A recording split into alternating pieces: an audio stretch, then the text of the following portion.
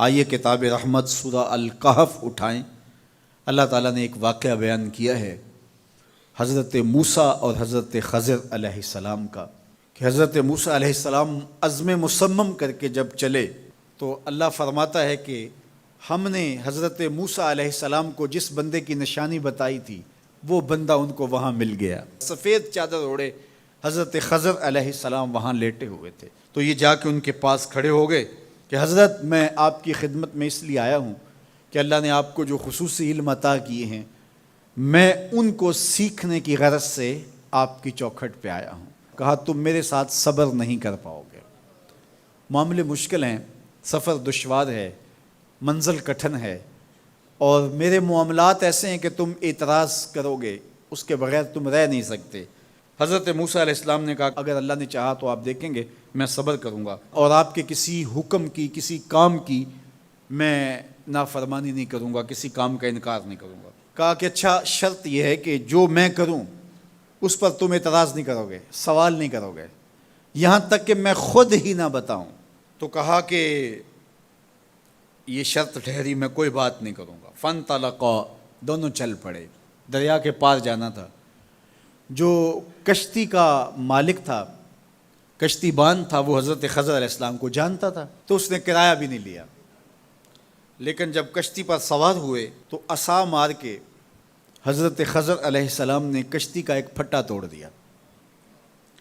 تو بے ساختہ حضرت موسیٰ علیہ السلام نے کہا آپ نے پھٹا توڑ دیا، یہ سارے ڈوب جائے؟ کہا میں نے کہا تھا نا تم میرے کاموں پہ صبر نہیں کر پاؤ گے۔ تو حضرت موسیٰ کو یاد آیا، کہا میں بھول گیا تھا، اس پر مواخذہ نہ کیجیے۔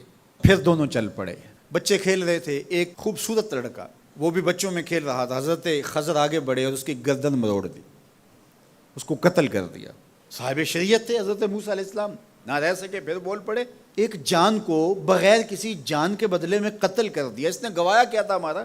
آپ نے بہت ہی جو ہے وہ غلط کام کیا، یہ کام اچھا نہیں کیا آپ نے۔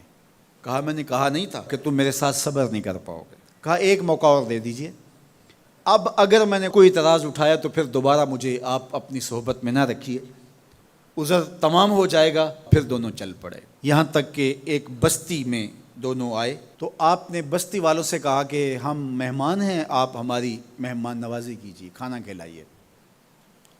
تو انہوں نے انکار کر دیا، کہا کہ ہم تو آپ کو بلایا نہیں ہے، آپ خود آئے ہیں، آپ اپنے کھانے کا خود انتظام کیجیے۔ گزر رہے تھے گلی سے تو ایک دیوار گرنا چاہ رہی تھی، تو جلدی سے اس دیوار کو مرمت کر دیا۔ کہا حضرت ہم اگر چاہتے تو اس پہ اجر لے سکتے تھے، انہوں نے ہمیں کھانا تک نہیں دیا اور ہم ان کی دیواریں سیدھی کر رہے ہیں۔ کہا اب تمہاری میری جدائی ہو گئی، تم نے یہ بھی اعتراض کر دیا۔ تو انہیں یاد آیا کہ وہ یہ بھی اعتراض ہو گیا۔ اب میں تمہیں بتاتا ہوں کہ یہ 3 کام میں نے کیوں کیے۔ اللہ اکبر۔ اب سنیے، قرآن ہمیں بتاتا ہے کہ ظاہری علم بھی ہوتا ہے لیکن کوئی باطنی علم بھی ہوتا ہے۔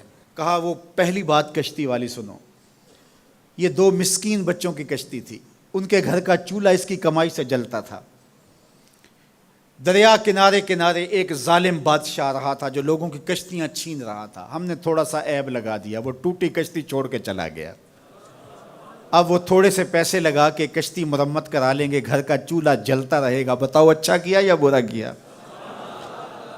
کہا رہی بات اس بچے کی جس کو ہم نے قتل کیا، اس کے ماں باپ مومن تھے، نیک تھے، صالح تھے، بچے نے بڑا ہو کے بہت برا ہونا تھا، ہم نے اس کو قتل کر دیا، اللہ اس کے بدلے ان کو بہتر اولاد دے گا۔ علماء تفسیر نے لکھا ہے اس بچے کے بدلے میں اللہ نے ان والدین کو ایک بیٹی عطا کی جس کی نسل سے 70 نبی پیدا ہوئے۔